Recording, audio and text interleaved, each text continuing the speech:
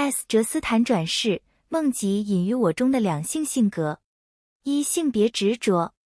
在转世、梦境以及个体的两性性格方面， S 哲斯提出了一些观点。首先，他指出人们对于性别的执着是有限的，而性别本身是一种体验、表达和学习的工具。过度执着于性别的身份和角色可能会限制人们的成长和发展，使他们无法充分地发掘和表达自己的潜能和独特之处。其次， S 哲斯指出，在转世和梦境中，人们可以体验不同的性别角色和身份，这是因为在非物质的层面上，灵魂并不受性别的束缚，可以自由地探索和体验不同的性别表达。此外， S 哲斯提到了隐藏在每个人内部的两性性格。他指出，每个人都包含住男性和女性的特质和能量，无论他们的生理性别是什么。这些两性性格的特质可以在不同的情境和时间中得到表现，并为个人的成长和发展提供了更多的可能性。总的来说， S 哲斯强调了性别的弹性和多样性，以及两性性格在个体内部的存在。他鼓励人们超越对性别的执着，以更宽广和包容的观点来理解自己和他人。这样的观点可以帮助人们更自由地探索和表达自己的性别身份和性格特质，从而实现个人的全面发展和和谐。二、显隐性格。 S 哲斯在谈到显隐性格时，强调个体内部存在住不同的性格特质，有些是明显展现在外界的，称之为显性格，而有些则是隐藏在内心深处的，称之为隐性格。显性格是指人们在日常生活中所展现的特质和行为，这些特质通常是外界可以明确观察和感知到的。例如，一个人可能展现出开朗、外向、善于沟通的显性格特质，这些特质在社交场合中容易被他人察觉。而隐性格则指那些较为内向、敏感、深思熟虑的特质，它们通常隐藏在个体的内心深处，不容易被他人观察到。这些隐性格特质可能表现为情感的敏感性、思考的深度、内省的能力等。它们在个体的内在世界中发挥作用，影响住个人的自我成长、意识和内在的体验。S 哲斯强调了显性格和隐性格的重要性，并指出两者的平衡对个人的发展和幸福至关重要。显性格可以帮助个人在社会中适应和与他人互动，而隐性格则提供了更深层次的理解和成长的机会。只有认识并接纳自己的隐性格特质，才能实现内在的平衡和和谐。S 哲斯鼓励人们探索自己的隐性格特质，并将其与显性格特质相结合，从而实现个人的全面发展和自我实现。通过认识和接纳内在的多样性，人们能够更深入地理解自己，并在生活中找到更大的平衡和幸福。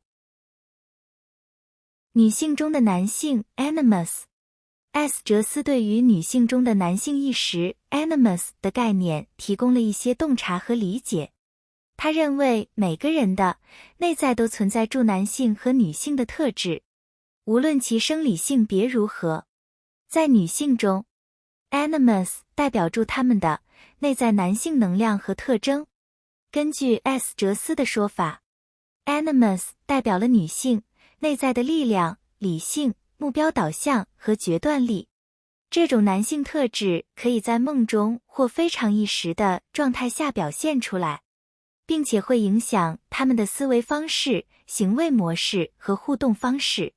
S 哲斯强调了内在男性和女性特质之间的平衡和整合的重要性。女性需要意识到自己内在的男性面向，并学会与之合作和平衡，以实现内在的完整和全面发展。这种概念对于理解个人内在的多元性和发展的过程有一定的价值。它提供了一个框架，帮助我们了解人类内在特质的复杂性，并认识到每个人都具有不同的男性和女性能量。需要注意的是，哲斯的观点是基于他对人类意识和灵性的研究和洞察，而每个人的经验和理解可能会有所不同。3. 入胎。哲斯在谈到入胎时，指的是灵魂进入物质身体的过程。他强调了灵魂在转世过程中的自主选择和自由意志。当一个灵魂决定转世为人类，他会选择一个合适的时机、地点和家庭来经历新的生命。入胎是一个过渡阶段，灵魂在进入身体之前会与潜在的父母灵魂建立联系和协商。这个过程涉及到灵魂的意识、目标、学习和成长的计划。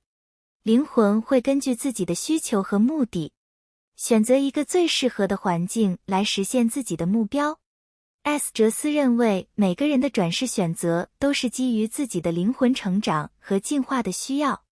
灵魂可能选择一个具有特定经验和挑战的家庭，以促进自己的成长和学习。这个选择是根据灵魂的智慧和觉知，并非是一个偶然的结果。哲斯的观点强调了灵魂的自主性和自由意志，在转世过程中可以选择和塑造自己的经验和命运。灵魂在入胎前拥有一定的预知能力和智慧，他们根据自己的目标和目的，做出最适合自己成长的选择。这一过程展示了灵魂的自我决定能力和对自身进化的关注。4. 芸芸众生。哲斯在谈到芸芸众生时，指的是所有生物的集合，包括人类和其他物种。他强调了每个个体的价值和独特性，并且提醒人们尊重和关爱所有的生命形式。哲斯认为，所有的生物都有自己的意识和存在价值，不论是有情的还是无情的物种。他强调了生命的互相连结和相互作用，每个生物都在某种程度上影响住其他生物和整个生态系统。他主张人类必须学会尊重和珍惜每一个生命，并意识到自己与其他生物的关系。我们与自然界的联系是不可分割的，我们的行为和选择对环境和其他生物产生影响。哲斯呼吁人们对生命的多样性和共存性持开放和关爱的态度，以促进和谐的生态平衡。